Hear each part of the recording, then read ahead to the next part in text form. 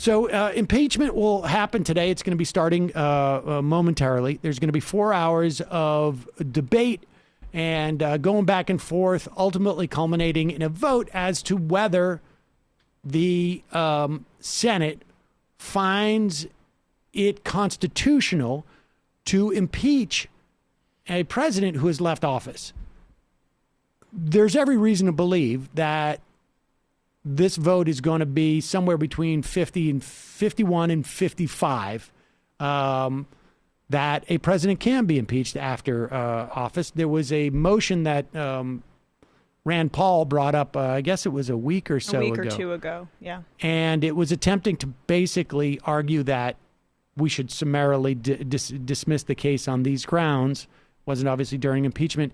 And that lost 55 to 45. So that might be both a highlight of who is possibly interested in voting to impeach Trump, but also who is interested in voting to allow him to be tried in the Senate. And those numbers could be different, right? They could vote for the constitutionality, I guess, of the process of impeaching a president who's no longer in office, and then once it comes down to it, not vote to impeach. Without a doubt, right. Yeah. They may find that the case is not strong enough, that he, in fact, I don't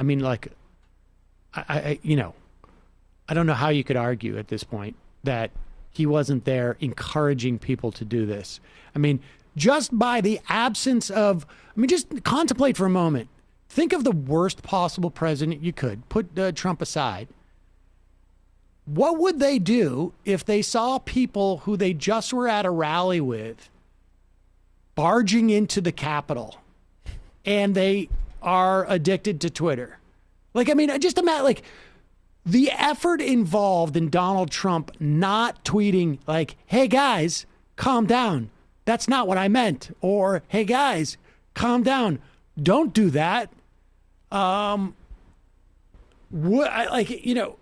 It's quite obvious he was not looking to discourage that from happening. And then you have to ask yourself, well, why was that? Because he had an agenda. No, and he was he was repeating over and over at the rally before they marched on the Capitol. You have to fight. You have to fight. You have to fight. Gotta be rough. Yeah. Not like normal times. You got to be rough and tougher than before. But yeah, these Republicans who are going to vote not to convict him, and he won't get convicted. It's a 67 vote threshold. It's not going to happen. But the Republicans that do, they're going to probably do so on some First Amendment grounds about how he was just exercising his free speech and his questioning of the voting process, and there was no way for him to know that this would happen. I wonder how many of them are in favor of prosecuting people for flag burning, or who oppose the BDS movement, things like that. There's just so much hypocrisy surrounding the usage of free speech, especially on the right. And just to be clear on that BDS thing, this is boycott, divest, and sanction. This is a movement that is aimed at getting Israel to allow to get out of the occupied territories. And in this country, for some reason, we have states, and there was an attempt to do this on the federal level, that literally, if you're going to do business with the state, for instance, if you are a teacher and you are hired to go in, and this was a case out of Texas, I believe it was. Yeah. If you're hired to go in and give speech therapy for kids who need help with their speech, you need to sign a document that says you will not participate in any type of boycott or divestiture or protest against Israel over their policy of occupying this territory. Now, look. I understand there's different opinions about the occupation. I happen to think that it's an occupation and it's problematic, and that I support BDS.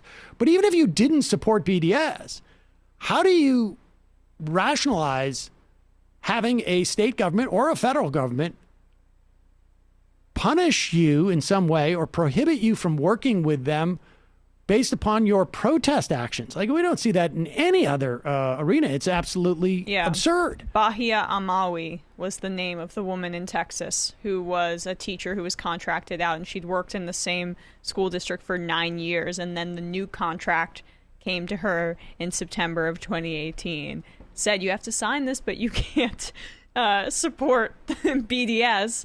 And she goes, well, I am of Palestinian descent and I agree with BDS. And then, she's not allowed to work with kids anymore, apparently, in Texas. It's absurd. Insane. And like I say, you don't have to be Palestinian or even supportive of BDS to think that is absolutely ridiculous. And yet Republicans, just to bring it back to impeachment, support those kinds of actions overwhelmingly based on associations with evangelical groups, right-wing pro-Israel groups. So we're going to hear a ton of First Amendment arguments in the coming days from the right. Just remember these cases when that happens. Let's look at a couple of tweets that Donald Trump sent out on the 6th. This is the day that Donald Trump rally-goers stormed the Capitol and leading to the death of 5 people, serious injuries to many other officers, 2 suicides that are, it's hard to necessarily attribute to that thing, but it followed in the wake of that. Here is Donald Trump. Here is one of them. This is unbelievable. And do we know a time that he did this? There are things and events that happen when a sacred landslide, election victory. I really think that you could probably write an entire thesis on why he uses the word sacred right there. A sacred landslide election. Remember, a lot of those people, when they came into the Senate chambers, they consecrated it with a prayer.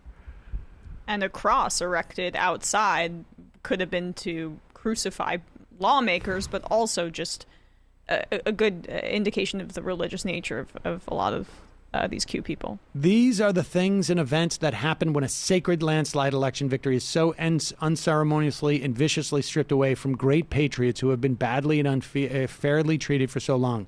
Go home with love and in peace. Remember this day forever. He is referring to what took place in the Capitol. I mean, I don't like. Yeah, this is after, and this is, I think, right before as it happened. This one, and right before it happens, this is at 2:24 p.m. This is as people were starting to, attack the Capitol.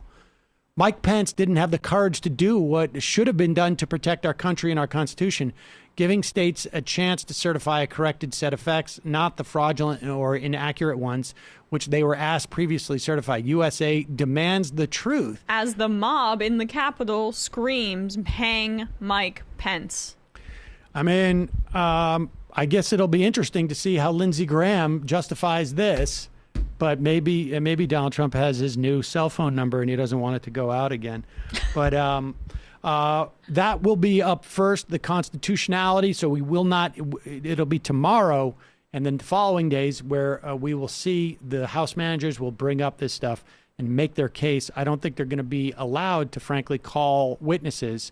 There's been some reports that the House managers feel like leadership has rushed this through. There is obviously reasons why both the Republicans and the Democrats want to rush it through. The Democrats want to get on with the COVID relief stuff, though it's not inconceivable they could do both simultaneously. The Republicans want to get on with it because they know this ties them to Donald Trump. And despite the fact that you're going to hear in other quarters, you're going to see never Trumper Republicans going on cable news, making the argument that somehow Trump is separate from the Republican Party. Watch the votes in the Senate. Tell us that Donald Trump is separate from the Republican Party. Watch the votes in the House that you had to decertify the election. Tell us that Donald Trump is different from Republicans. Look at the polls. Donald Trump has massive support from Republicans. The Republican Party birthed Donald Trump. Donald Trump did not come from a spaceship. He was not parachuting in. Go back and look at who Mitt Romney, whose ring he had to kiss. to become the Republican nominee, Donald Trump. Donald Trump is the natural, I want to say end game, but I'm afraid that he won't be, of the Republican Party. He is a natural progression of the Republican Party. He's the Frankenstein. In many respects, but really the Frankenstein is the entire Republican electorate. He is like the projection he is what they are projecting out on. And that he is just like a vessel for them. I don't know. I mean, I agree with you mostly, but I think a lot of this has been driven by him too. I mean, it's hard to discount the force of his personality and charisma and ability to shape the narrative. We wouldn't have gotten birtherism in the way that we got it if it weren't for him pushing it over and over again. That may be the case, but maybe there would have been someone else. I mean, look, John Boehner refused to even criticize the 10 members of his caucus that brought up a birther bill in the House. But who brought that to the fore? It was Trump. There was a lot of people.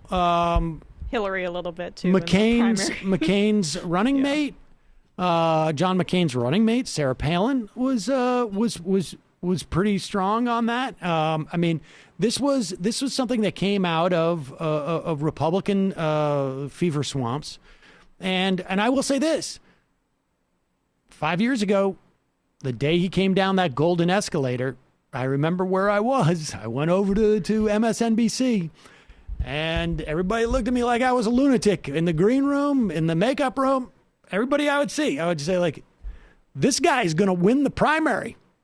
And because the Republican Party basically had been constructing a suit, and it just so happened that Donald Trump showed up and he fit into it. And that was basically, I mean... And I'm not trying to discount the complete insanity of the Republican base that was created and why they responded to Palin in that way. I'm just trying to say that it accelerated in a way based on the force of him and his shamelessness and his personality without and a his doubt. ego, which is fundamental to understanding the devotion to him as well, because it is literally like a cult of personality, and you have to factor that in without as well. a doubt. I mean, he certainly accelerated it, but anybody who's going to win that Republican primary is and become president is also going to accelerate it. Because they're looking for a specific type of person. And if that person wins, that validates everything that they've been looking for, and that just carries through. So, I mean, it may not be Donald Trump next time. It may be somebody else. But, we will see. Very smart of the Clinton campaign to discount him and hope he got the Republican nomination, just based on your commentary back. It's just... I mean, I was surprised that he won the general election, but I do think that they approached the race in about 5 different ways incorrectly, maybe a dozen, but. That is water under the bridge, as it were. All right,